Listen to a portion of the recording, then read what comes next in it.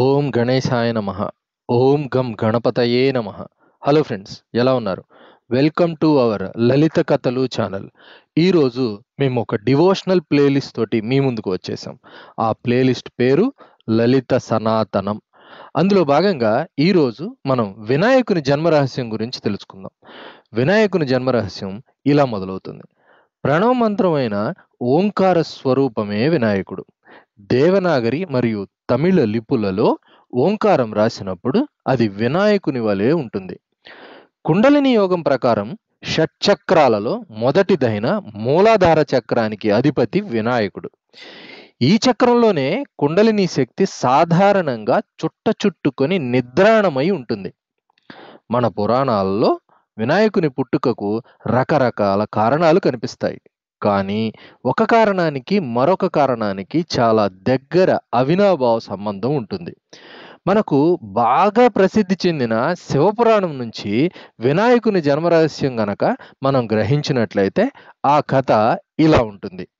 ఒకసారి జయ విజయలు పార్వతీదేవిని దర్శించుకొని ఆమెతో, తల్లి, పరమేశ్వరునికి నంది మరియు భృంగి వంటి ద్వారపాలకులు ఉండగా నీకు ద్వారపాలకులు లేకపోవడం మాకు బాధగా ఉంది అని అన్నారు.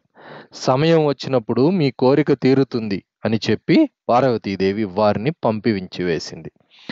ఆ రోజుల్లో గజాసురుడు అనే ఒక రాక్షసుడు శివుని గూర్చి ఘోర తపస్సు చేశాడు. శివుడు ప్రత్యక్షమై ఏం వరం కావాలో కోరుకో అన్నాడు. అప్పుడు గజాసురుడు, స్వామి, మీరు నా హృదయంలోనే నివాసం ఉండాలి అని కోరాడు. అప్పుడు బోళాశంకరుడైన శివుడు గజాసురుని కోరిక మేరకు గజాసురుని హృదయంలోనే ప్రవేశించి అక్కడే ఉండసాగాడు. ఇలా కొంతకాలం నడుస్తుండగా పార్వతీదేవికి శివుడు కనిపించకపోవడంతో విష్ణుమూర్తి దగ్గరకు వెళ్ళి ప్రార్థించింది.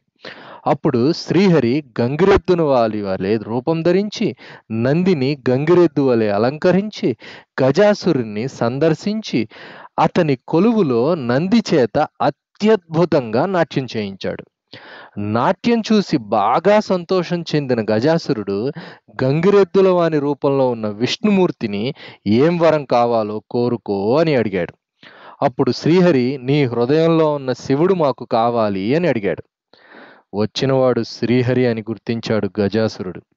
వెంటనే, దేవాదిదేవ, నిన్ను జయించడం ఎవరికి సాధ్యం? నీ కోరిక ప్రకారమే శివుని అప్పగిస్తాను, కానీ నాకు 2 కోరికలు ఉన్నాయి అన్నాడు.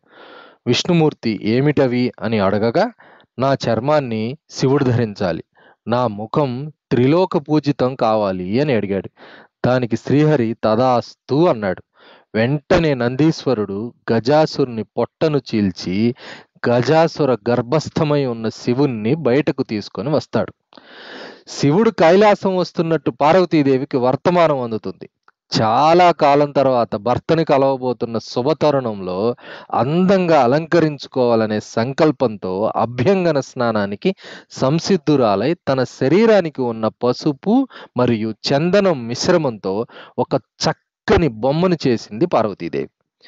శరీరానికి ఉన్న నలుగుతో చేయబడ్డ ఆ బొమ్మను చూడగానే ఆమెలో మాతృత్వం పొంగి పొరలింది. పార్వతీదేవి ఆ బొమ్మకు ప్రాణప్రతిష్ఠ చేసింది. ఆ బొమ్మ సజీవాకృతిని దాల్చి చిరునవ్వులు చిందిస్తూ పార్వతీదేవి ముందున నిలిచింది. అలా వినాయకుడు మొట్టమొదటిగా మానవ రూపంలోనే జన్మించాడు. ముద్దులు మూటగట్టు ఆ బాలుని పార్వతీదేవి మాతృప్రేమతో కౌగిలించుకొని ముద్దులు పెట్టి ఎవ్వరినీ లోపలికి రానివ్వద్దు అని చెప్పి బయట నిలబెట్టింది. ఆ పసుపు ముద్దే తొలినాటి వినాయకుని రూపం. అందుకే మనం ఏ పని ప్రారంభించినా ముందుగా పసుపు వినాయకుడిని పూజించడం మన సాంప్రదాయంలో ఆచారమైంది. గజాసురుని సంహారం తర్వాత పార్వతిని కలవాలి అనే ఆతృతతో ఆమె అంతఃపురం దగ్గరకు వచ్చిన శివుడిని అడ్డగించాడు ఈ బాలుడు. ఇద్దరి మధ్య వాద ప్రతివాదాలు జరిగాయి. విసుగు చెందిన శివుడు తన త్రిశూలంతో ఆ బాలుని శిరస్సును ఖండించి లోపలికి వెళ్ళాడు. మాటల సందర్భంగా ఆ బాలుని మరణ వార్త తెలుసుకున్న పార్వతీదేవి ఎంతో దుఃఖానికి గురైంది. అంత దుఃఖాన్ని చూడలేని శివుడు పార్వతీదేవికి వినాయకుడిని మళ్ళీ బ్రతికిస్తాను అని వరమిస్తాడు. ఎంత వెతికినా ఆ బాలుని శిరస్సు మాత్రం కనిపించదు. అప్పుడు శ్రీహరి వచ్చి తాను గజాసురుడికి ఇచ్చిన వరం సంగతి చెప్పి ఆ గజాసురుని శిరస్సు ఆ బాలుని మొండానికి అతికించి తిరిగి ప్రాణప్రతిష్ఠ చేశాడు. ఆనాటి నుంచి ఆ బాలుడు గజముఖుడు అయ్యాడు. ఆ రోజే భాద్రపద శుద్ధ చవితి. అదే వినాయకుని జన్మదినం.